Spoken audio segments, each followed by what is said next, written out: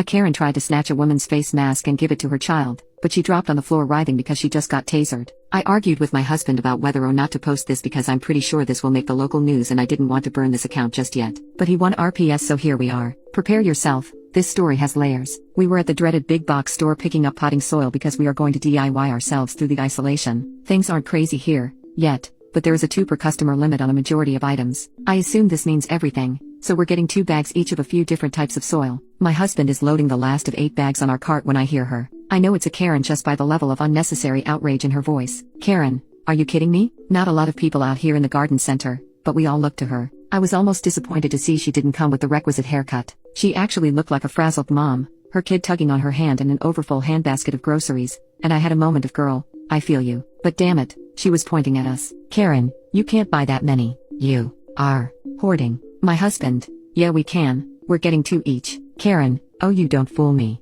I know what you're doing. My husband, so do I. F off. I'm just sitting there imagining all the ways I'm gonna rock his world tonight. Well, Karen huffed at that, spun around, and yanked her kid back inside to go complain to the employee working the register nearby. Now, we already paid for our items. The employee had come out and scanned the bags earlier and he could easily see our cart from inside. So, being finished, we pushed the cart out of the garden center into the parking lot, and then the automatic doors open behind us and I hear now they're stealing. Just great. We load the soil in the car and turn around to bring the cart back and look at the plants. By the time we get back, Karen has given up on trying to convince the employee we're the Bonnie and Clyde of dirt and is now trying to negotiate skipping somebody in line. She has a child, you see, and her handbasket, well it's just so full and heavy. Could she please just scooch right on in here real quick and it will just be an extra second, she swears. The woman Karen is trying to skip is young, maybe college age, and wearing a face mask, not a medical mask, but the stretchy kind you'd wear while riding a motorcycle or when you're skiing. My husband has just informed me it's a neck gaiter. The mask is black and has scary wolf teeth on it that honestly made the girl look like somebody you should not F with,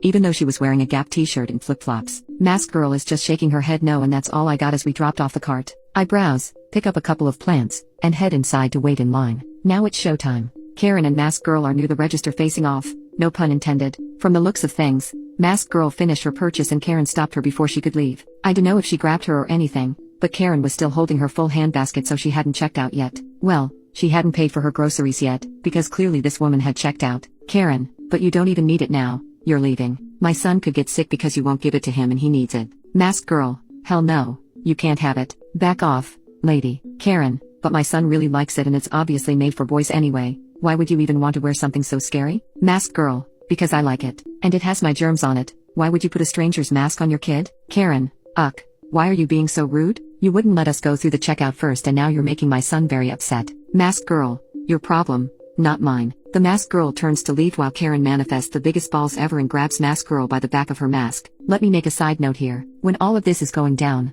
we're all just standing in line and watching. The register is still going boop, boop, boop, as the employee scans items, but otherwise we are all just inside this hypnotic bubble. But when Karen reached out to Mask girl, it was like the bubble popped and made everything crystal clear. Not slow motion or anything, but I absolutely felt hyper-aware. Like Spider-Man. Karen reaches out, and people on both sides of me inhale loudly. Karen grabs the mask and yanks. A lady on my right yells and my husband steps forward. So getting laid tonight. Mask girl tucks her head down and she turns to Karen like a pissed off bull with a bright and shiny new target. I think Karen was going to say something like don't walk away from me or something, but all she got out was don't crack. I looked around because the noise was so loud I figured the roof was about to cave in, but out of the corner of my eye I saw Karen spasm and drop to the floor writhing. Little Miss Mask girl had an effing taser. I dunno when she pulled it out, this tiny little flashlight looking thing, but she laid Karen out with it, and not one of us moved for what felt like forever, like we were frozen. And then it was effing bedlam. A security guard shows up, more employees show up, and Mask girl is chilling like she's been through this before and knows what comes next. The kid is screaming that the wolf girl has unalived his mom even though she's groaning and sobbing the floor and clearly not dead but maybe wishing she was.